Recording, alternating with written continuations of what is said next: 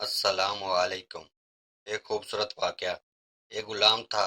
ایک دن وہ کام پر نہ گیا تو اس کے مالک نے سوچا کہ مجھے اس کی تنخواہ میں کچھ اضافہ کر دینا چاہیے تاکہ وہ اور دل جمی سے کام کرے اور آئندہ غائب نہ ہو۔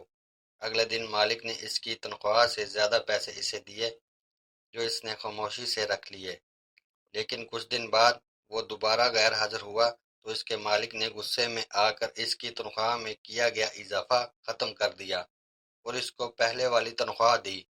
غلام نے اب بھی خاموشی اختیار کی تو مالک نے کہا، جب میں نے اضافہ کیا تو تم خاموش رہے اور اب جب کم کی تو پھر بھی خاموش ہو کیوں؟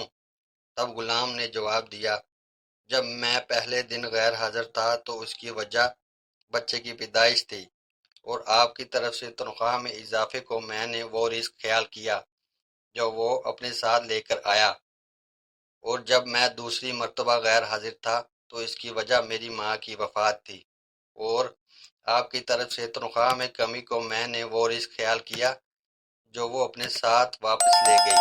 پھر میں اس رزق کی خاطر کیوں پریشان ہوں جس کا ذمہ خود اللہ نے اٹھایا ہوا ہے؟